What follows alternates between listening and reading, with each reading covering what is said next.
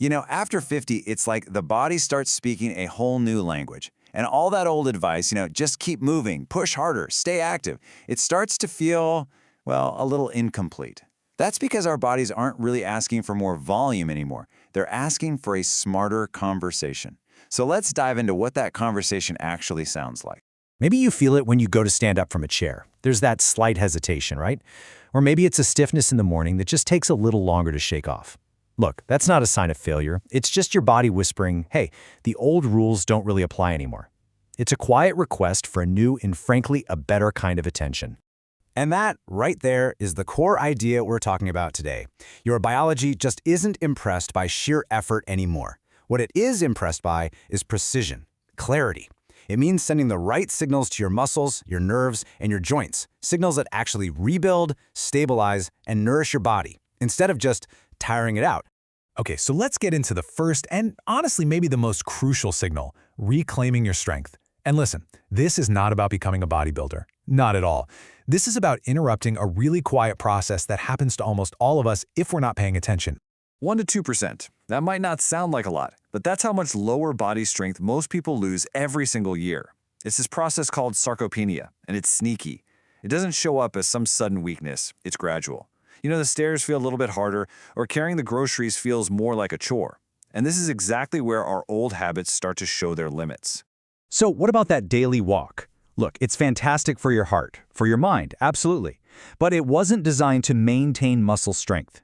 See, walking sends a message of continuity. It tells your body, hey, just keep on going. What it doesn't do is provide that specific challenge, that mechanical load that tells your muscles, whoa, you need to stay strong.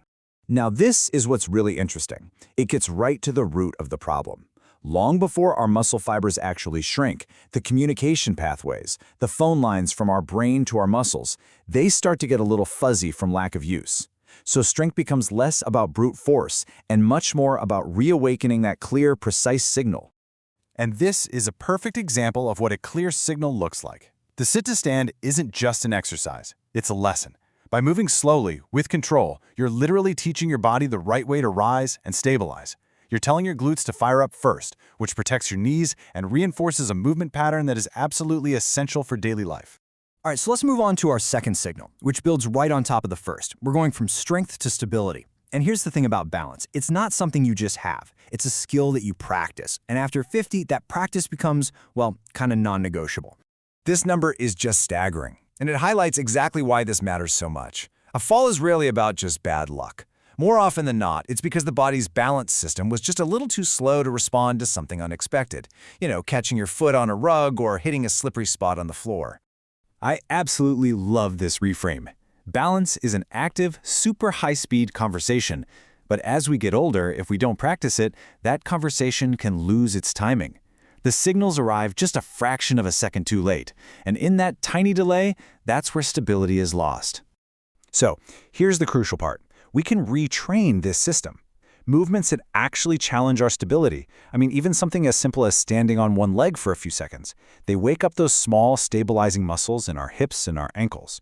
Think of them as these quiet little guardians. These targeted drills teach them to react fast and with precision, sharpening a skill that just walking in a straight line can't touch.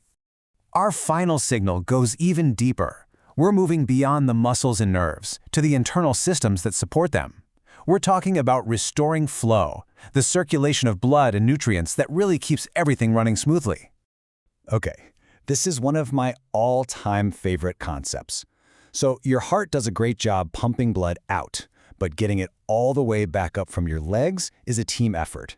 And your calf muscles, they act as a super powerful pump. But when we're sitting a lot or our movements aren't very varied, this second heart gets weaker and our circulation can get a little sluggish. And what about our joints? We're so often told to just rest when they feel stiff, but biology tells a totally different story. Think of it this way. A stiff joint isn't asking for rest, it's asking for food. This is so fascinating. The cartilage in your joints is basically like a sponge. It has no blood vessels bringing it nutrients. So how does it get fed? By something called synovial fluid. And the only way that fluid gets circulated is through movement. Gentle, varied motion acts like a pump, squeezing out the old fluid and drawing in fresh, nourishing fluid. Without that pumping action, our joints literally start to dry out from the inside, and that's what leads to stiffness and discomfort. So, we've covered strength, we've covered stability, and we've covered flow. How in the world do we put it all together? Well, it really comes down to shifting our entire mindset, moving away from chasing intensity in a few workouts a week to engaging in a consistent daily conversation with our bodies. And that really is the new blueprint, isn't it? This isn't about fighting aging. It's about working with it. It's about actually listening to what your body is asking for, clarity, precision, consistency, and then responding with intelligent movement. It's about building a partnership that's grounded in respect, not in resistance. So this reframes everything, right? It goes from being this huge, overwhelming task to just one small, achievable action. So what will it be for you? A few slow, controlled sit-to-stands? Maybe 30 seconds of balancing while you brush your teeth? A few ankle circles to wake up that second heart? That one small signal, when you repeat it every day, is where the most profound change truly begins.